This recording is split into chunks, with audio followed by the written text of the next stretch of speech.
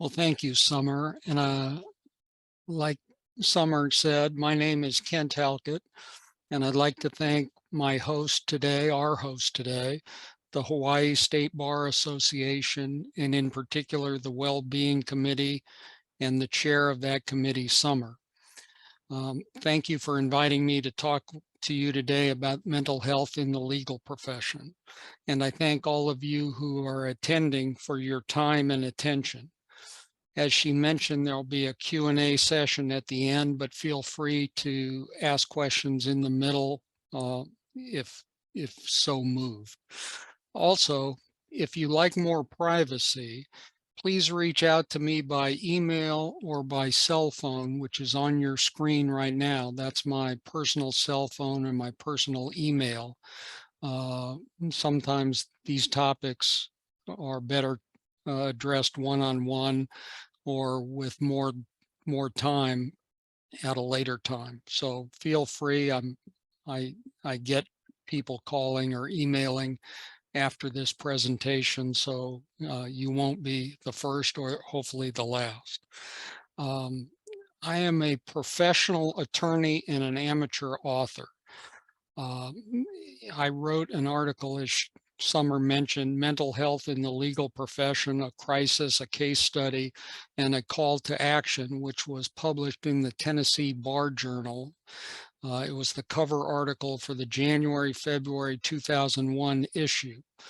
By way of formal experience, I'm not a medical doctor, and I'm not traditionally trained in alcohol problems, drug or substance abuse problems, or mental health and mood disorder problems. But as a practical matter, I'm an old attorney with a mood disorder. I've been and am a trial attorney for over 40 years.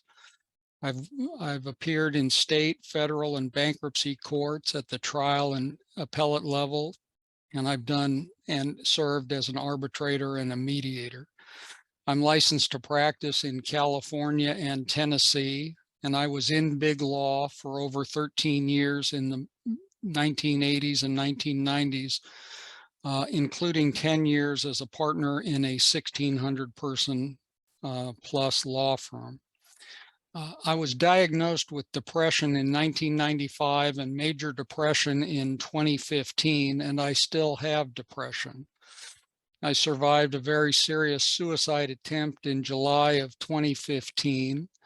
I spent 7 weeks in the premier mental health facility in the country, the Menninger Clinic in Houston, and I still take medication daily and have a psychiatrist.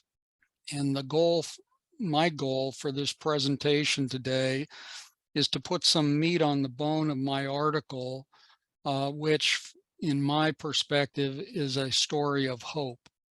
And with any luck, at the end of my remarks, you will share that assessment. My presentation focuses on mental health and not alcohol or drugs, although those are often related problems. And if you take away anything from the presentation today, the 4 points I'd like you to take away are that there is information and help from trained professionals all around you. Information and help is available online and by telephone. It's confidential, it's free, and just know that there are plenty of people who need that help or could use that help. So don't hesitate to reach out and get it for yourself or your colleagues if and when it seems appropriate. The primary sources for that help are multitude, but the first is the American Bar Association. It has a commission on lawyer assistance programs, the COLAP program, which the first page of their webpage is on the screen. They have mental health resources for the legal profession, including law students. The ABA COLAP also has a directory for state programs where it's cut off at the bottom of this slide, but you can see by state, you can click on it, and every state all 50 states have their own version of an assistance program. In my state, I'm living outside of Nashville right now. It's called TLAP, the Tennessee Lawyers Assistance Program. And as you can see, it's for judges, attorneys, law students. You can get help confidentially. They'll call you, they'll email you, they'll visit you. And for your state, Hawaii has a couple of good services. One is the Attorney and Judges Assistance Program. Summer? It's coming. Trust me. Sorry about that. Just a moment.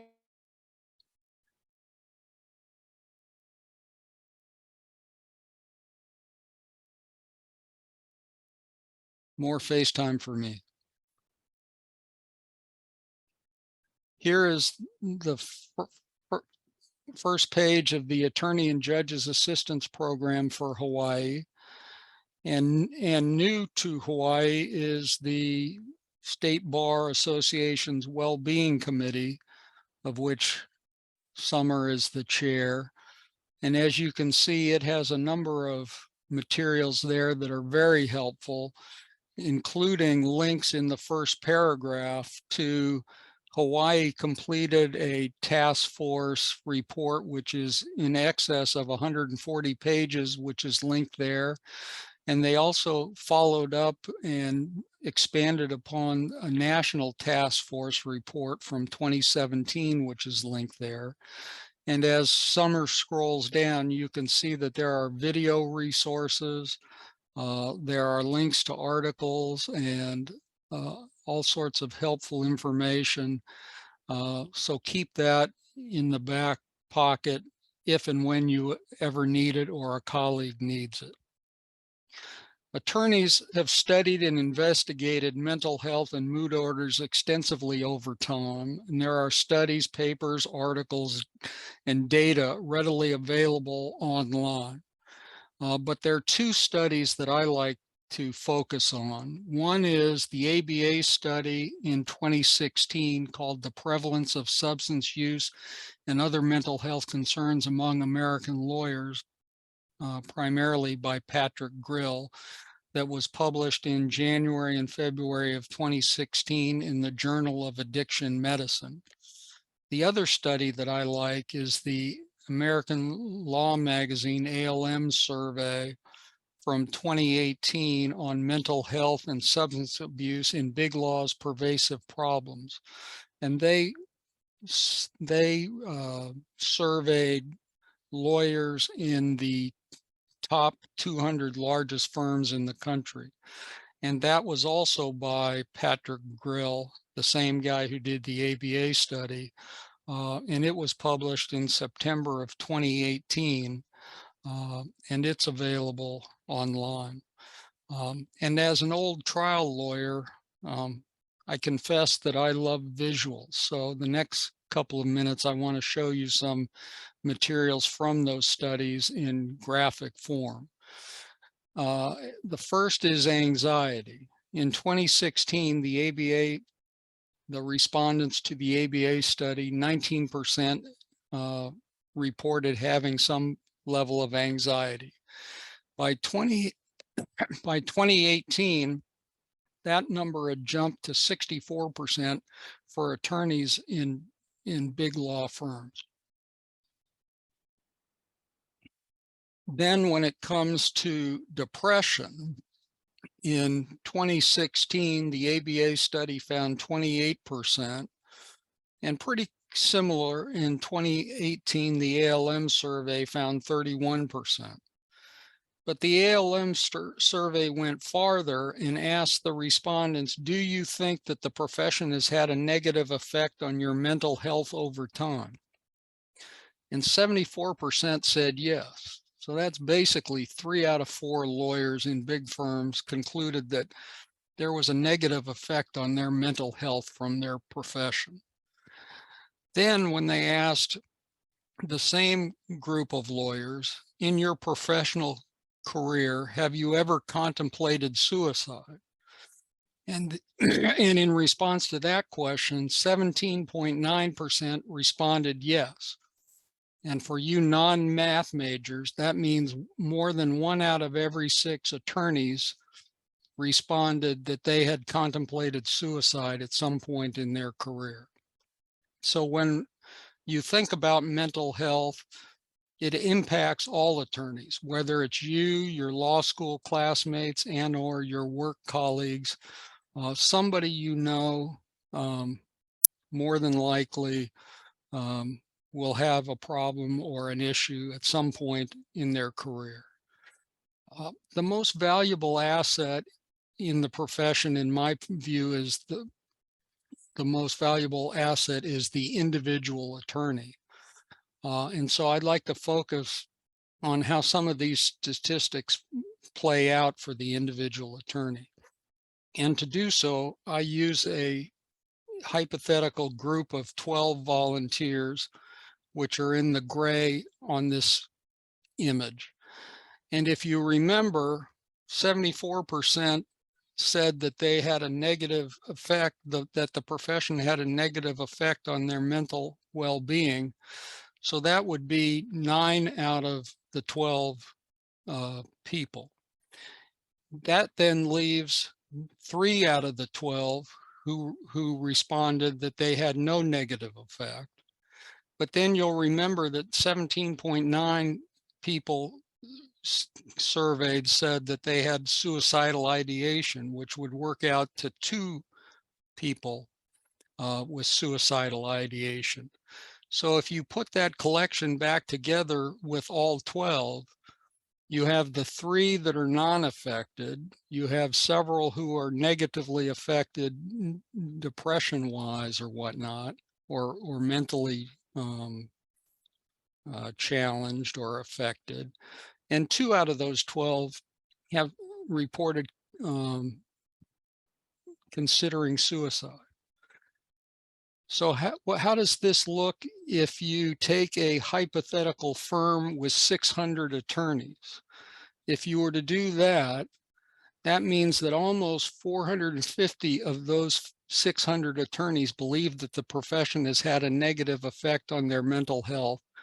And over 100 attorneys in that 600-person firm have considered suicide.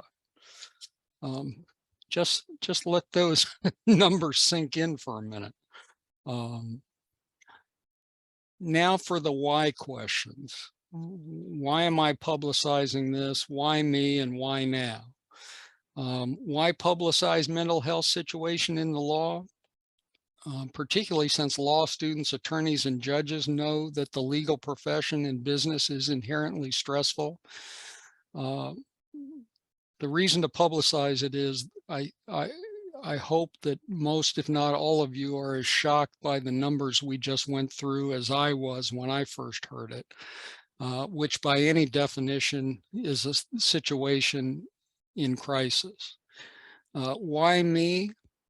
A few years back, I stumbled across this article, "Big Law Killed My Husband," an open letter from a Sidley partner's widow written by Joanna Litt, the young lady in the middle there, about her husband, Gabriel, or Gabe, who had committed suicide in October of 2018. And her article was published by the American Lawyer less than 30 days later on November 12, 2018. And that article shook me to my core, as I'll explain later. Plus, I check a lot of the boxes and have a firsthand perspective from a club that has a very few members in it. And the eerie parallels in my story and Gabe's story spurred me to action. And thankfully, I survived my suicide attempt. And I'm open to sharing my mental health journey because I've been very lucky and very stable for a number of years now. And for any of you who have watched the movie Dances with Wolves with Kevin Costner, If you remember at the start, there's what's called the suicide scene, where he rides his horse up and down in front of Confederate soldiers, waiting for somebody to shoot and kill him, fully expecting to die. And he gets to the end and he throws open his arm. Miraculously, he survived and goes on to have a very productive life. Basically, that's what I feel, having been given a second chance. Why now? Is there ever a good time to talk about a difficult topic?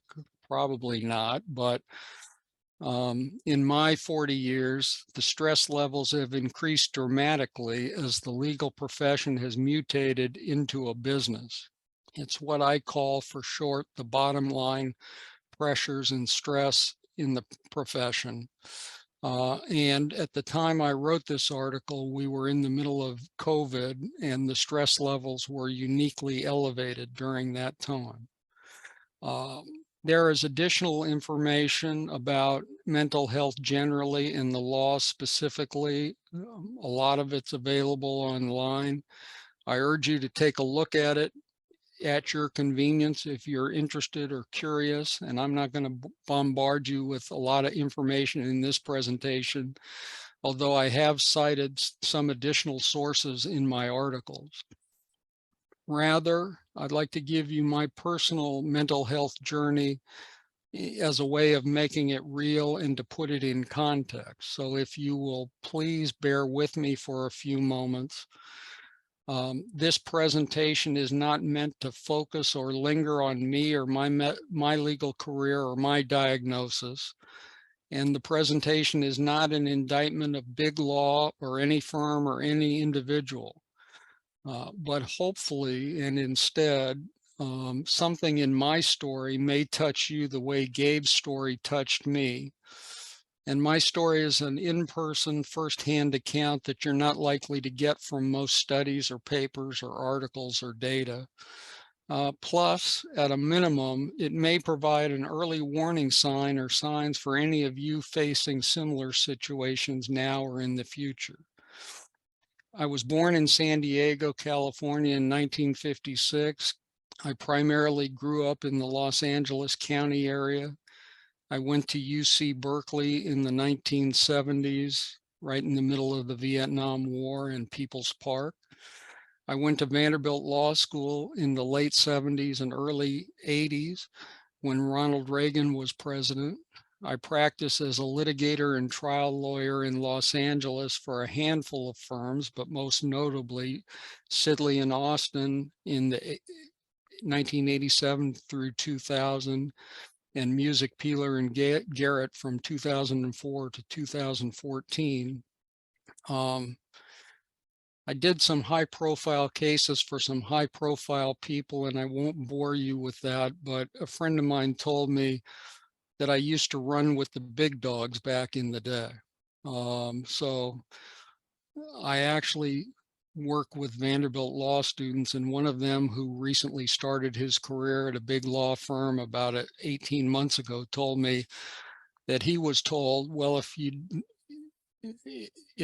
don't like this firm, well, then don't work in big law. So I'm confident that the saying, if you can't run with the big dogs, stay on the porch, is still viable for a lot of big firms that are out there.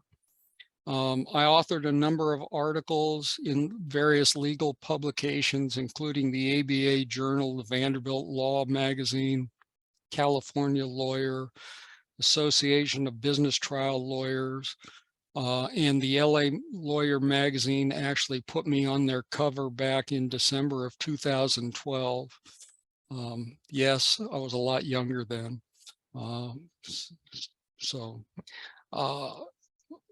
I'd now like to turn to my story and Gabe's stories, which are very similar but with different outcomes. And if you'll indulge me, I'll review our situations in reverse chronological order. Gabe's story, a brief factual overview. In 2018, almost 4 years ago, he was a 42-year-old lawyer, a partner in Sidley and Austin's downtown LA office. He was in charge of a massive bankruptcy case and filing with extreme pressure and stress on him. He successfully completed the project. And his personal life behind the scenes, as described by his widow Joanne in her open letter: he graduated third in his class in law school. He excelled as the chair of Sidley and Austin's law student summer clerk program. And he occasionally struggled with binge drinking, where he crossed the line and sought help and got professional help. And as an aside, I also was a Sidley and Austin partner, but the two of us never crossed paths. But one of my old colleagues who had worked with both of us tells me that Gabe was just a terrific guy, and that his suicide came without warning, and it's a terrible shock to his colleagues. Next, I am told that long quotes by PowerPoint presentations is a huge no-no, but I'm about to give you some because I want to tell you Gabe's story from Joanna's own words. When it came to his family life, as she said, I have never seen him so stressed out and anxious. He was trying not to burden me with what was going on, but he wasn't sleeping. I hadn't seen him smile in weeks, and almost everything he said was negative. He told me he had experienced stress during cases before, but it had never been this bad. I didn't know what to do. I tried to be positive and encouraging and just make our home as pleasant a place to come home to as possible. From his closest colleagues at work at Sidley, they told Joanna that Gabe was working more with his door closed and his sense of humor had been gone for a while. Then when it came to his career, once Joanna had to take Gabe to the emergency room because of dehydration, because his body was failing him. And on the way to the ER, Gabe told her, you know, if we go, this is the end of my career. And she told him to quit, but he felt that he couldn't quit in the middle of a case.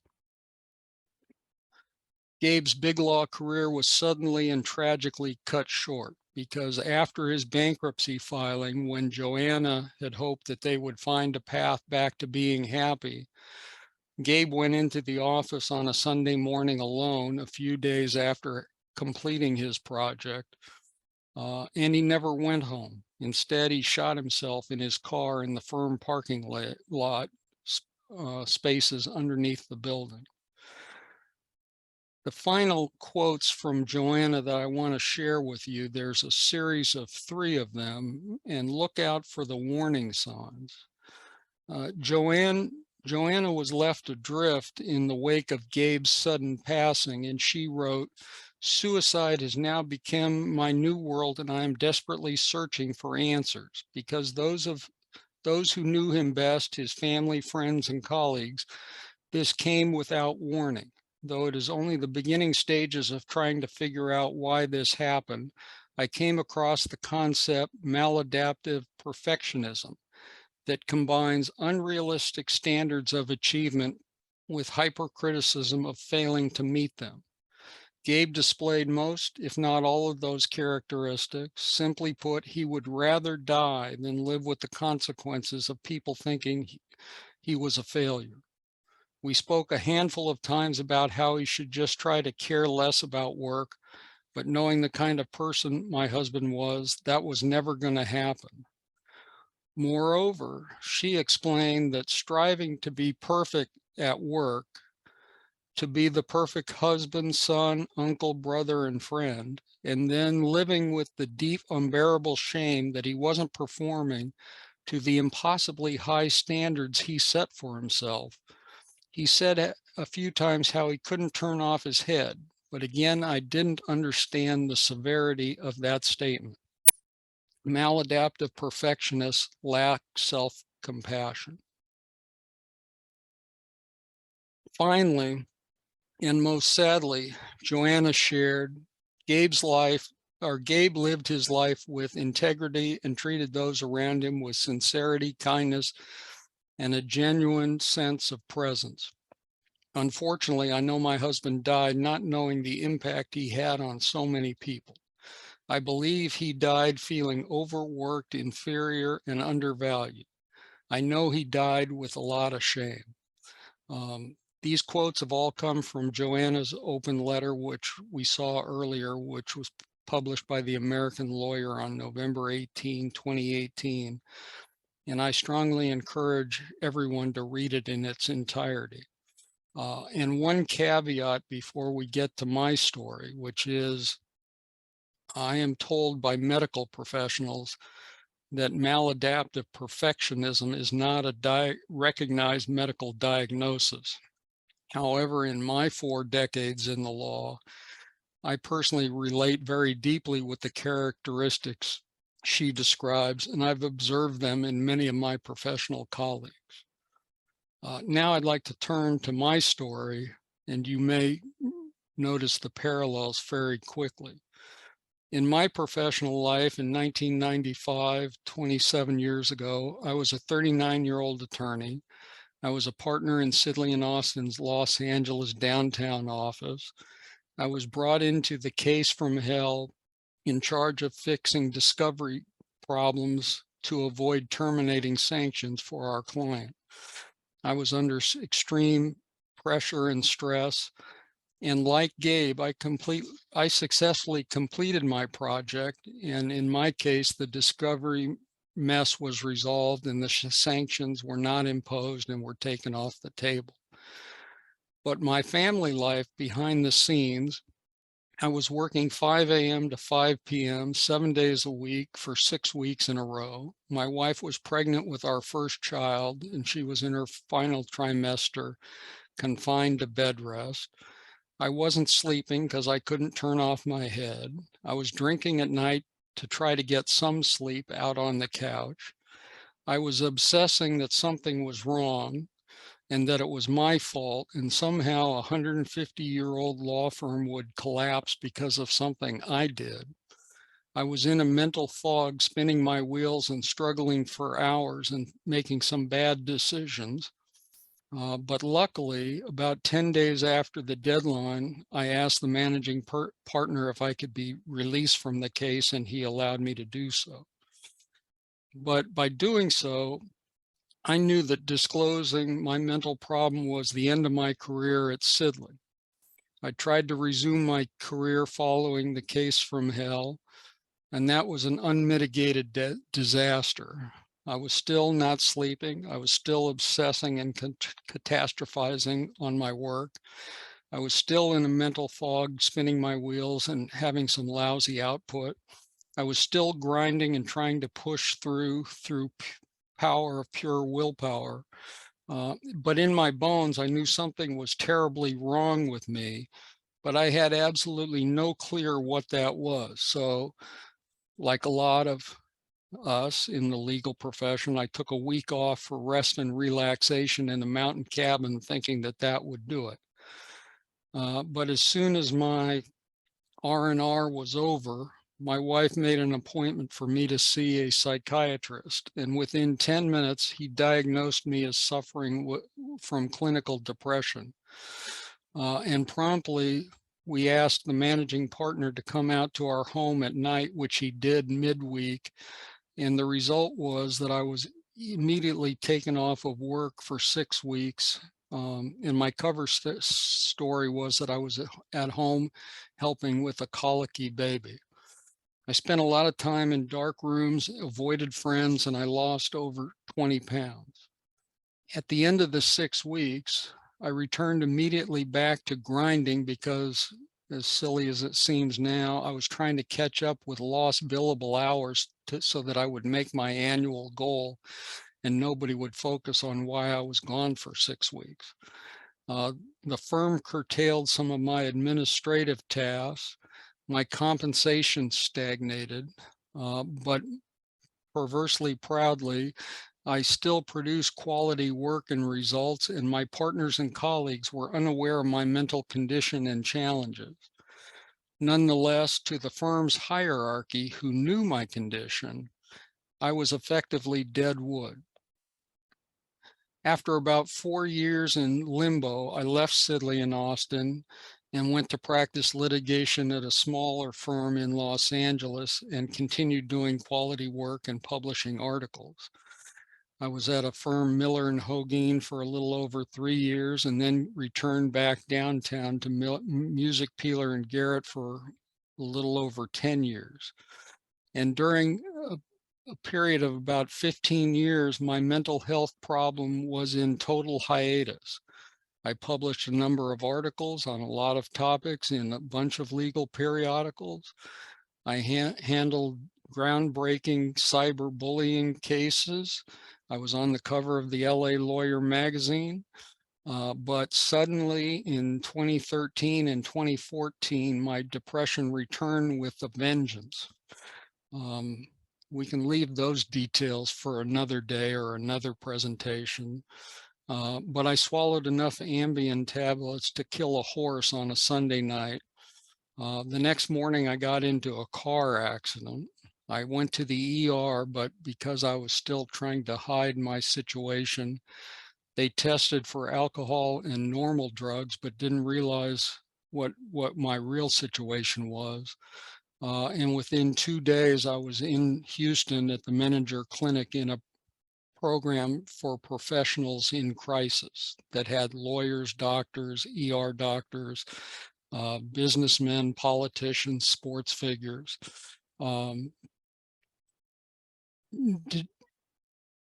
Depression defies description. And individuals experience mental illness or mood disorders in their own individual and unique ways.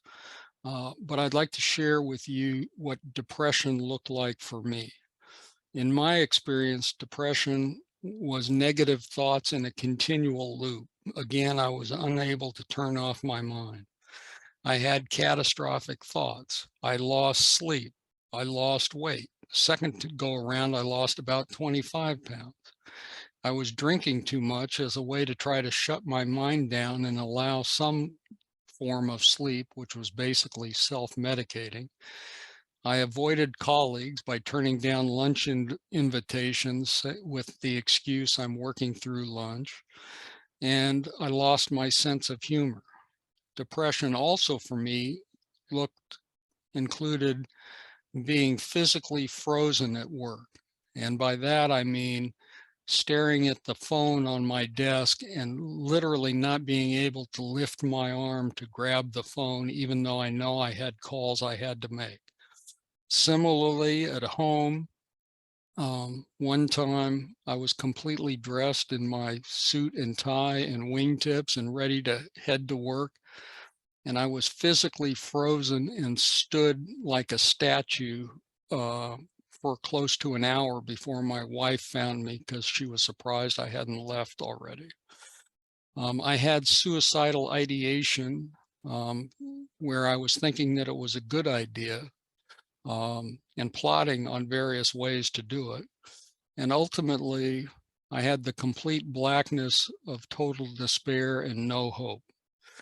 The best description for serious or major depression that I have found, and even though as a trial lawyer, you would like to think that you're fairly facile with words, but describing depression eludes me. But the author William Styron, who's written a number of books, including Sophie's Choice, he suffered from depression and wrote an article, Darkness Visible, a Memoir of Madness, that was initially published in the Vanity Fair magazine in December of 1989, and later in book form, which is the picture on your screen, which in 1990, which it's only 84 pages, but it's the best description of what depression feels like when you're in the midst of it. And I've recommended it to countless people to get a sense of what it is. And as William Styron wrote, the pain of severe depression is quite unimaginable to those who have not suffered it. And it kills in many instances because its anguish can no longer be borne. incredibly powerful. And when I first read that, I was in the midst of it, and it hit home with like a sledgehammer. Some observations and perspectives from a survivor of a suicide attempt. In my humble opinion and experience, there are 4 pillars or cornerstones to the mental health problem in the law. They are shame, stress, status, and stigma. Shame is the most powerful and destructive emotion for individuals who have a mood disorder. They are acutely ashamed that they are not, quote unquote, normal. It's a very real, powerful, and understandable emotion, but it's actually misplaced. Think of it in terms of a treatable physical disease like diabetes or cancer. There is no shame in having diabetes or cancer. When it comes to stress, I don't think I need to spend a lot of time talking to a lot of lawyers about professional stress. It comes with the territory. But you will hear it repeatedly during your career, maybe even in law school, that you need to have a quality of life. And as someone who ignored that or brushed it off as that's for the other guy, believe me, you really must find a balance to work, family, and outside interests. Status, the third one of my highlights, in my opinion, is a false idol for overly driven attorneys. There is an elevated place in society and community. There's a high standard of living. There's a lucrative earning potential and capacity. But all of those things are attainable even for people with mood disorder or mental illness, as evidenced by President Abraham Lincoln, who during his time, they talked about him having melancholy. In today's parlance, that would be depression. And there's a great article by Joshua Wolf-Shank in The Atlantic, the October 2005 issue, Lincoln's Great Depression, if you want some details about that. And finally, stigma. Historically, societies have stigmatized those who suffer with mental illness. But I'm pleased to note that societal attitudes are changing. And proof of the pudding is simply that celebrity icons in the entertainment and sports worlds are publicly acknowledging their struggles on an almost daily basis. And earlier today, I Googled famous celebrities with bipolar. And the list is too long to repeat, but some of the highlights: Ernest Hemingway, Frank Sinatra, Jimi Hendrix, and for younger folks, Demi Lovato and Russell Brand. So you're not alone if you have a mood disorder, and the stigma attached to it is wearing thin. My message of hope and help. I do not view myself as a mental health evangelist or poster child for mental illness in the law, but simply an old trial attorney with many miles of hard road in the rearview mirror, such that I can offer somewhat of a form of expert witness information for all of you. And if I can survive it, so can others who have their own challenging mental health journeys. In my mind, many, if most attorneys simply do not know that help is readily available or where to look for it. And all attorneys need to know is that help is available, confidential, affordable, or free, instantly by telephone or moments away by their computer. And I'm pleased to report on the medical front, the medical community is developing better medications every year. They're developing better approaches and treatment protocols, and they're a long way away from the days of electric shock therapy. There's evolution in a positive form in law schools and law firms. Law schools now have Mental Health Day, which I think this week, it's actually Mental Health Week, the first week in October, so next month. In February of this year, the ABA amended Standard 505B to make it mandatory that law schools provide mental health and well-being information to their students. And some large firms have even started hiring attorney well-being directors. So those fronts are all positive. And as far as available help on a national level, two organizations that I think very highly of and want you to be aware of is DBSA, the Depression and Bipolar Support Alliance, which helps, for lack of a better term, the patient, and NAMI, the National Alliance on Mental Health, which, for lack of a better term, helps family and friends of the patient. And once again, falling back on my old trial lawyer training, my closing argument is hopefully what I've established during our talk today. First, when we go back to my hypothetical 12 people, the point here is that all attorneys are touched, whether it's you or your colleague or your law school classmate. This is relevant to you in some way. Second is, I told you, if you take away anything from my talk today, if you forget everything else, please remember that there are trained professionals online and or by telephone, confidential and free, that are there to help you. And as you'll remember, some places to get that help is the ABA COLAP program, which is available online and has lots of links to good information. The ABA COLAP's directory of state programs can get you to whatever state you're in, to the proper program. In my state, Tennessee, that's the TLAP program. And in Hawaii, it's the Hawaiian State Bar, the Hawaii State Bar, lawyers and judges page, as well as the well-being page that we saw earlier. Here we come, Summer.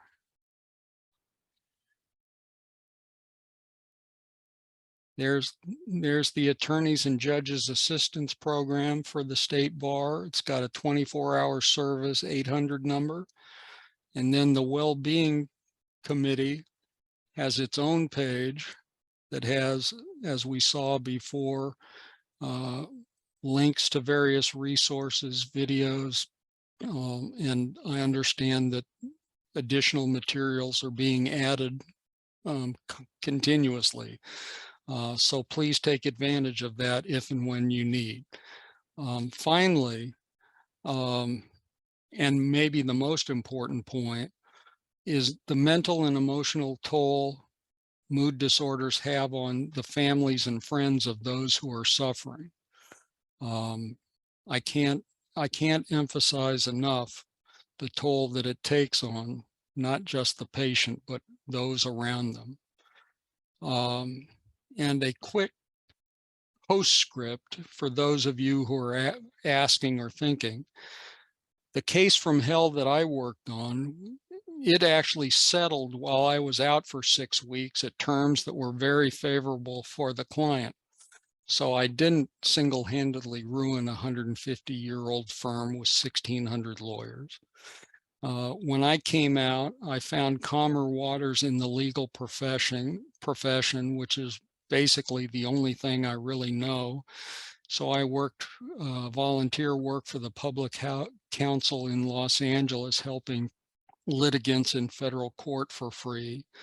I currently volunteer my time as a staff attorney at the Help for TN Legal Helpline in Nashville, which answers questions from people from around the world or the country with questions about Tennessee law and procedure.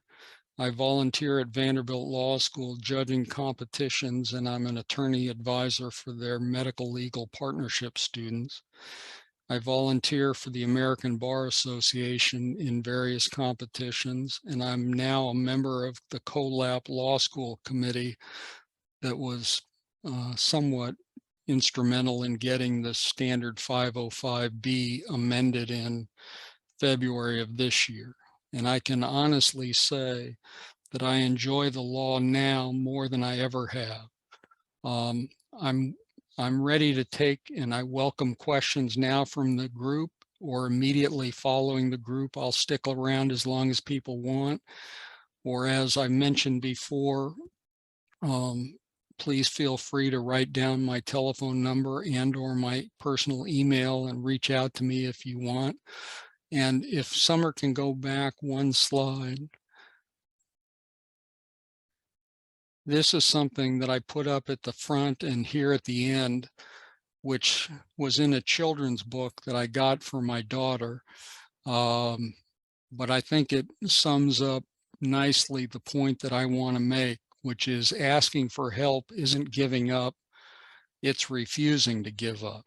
So don't think that if there's something wrong or shameful in asking for help, quite the opposite, you're refusing to give up. So if Summer has questions in the queue, or if anybody participating wants to ask questions, fire away.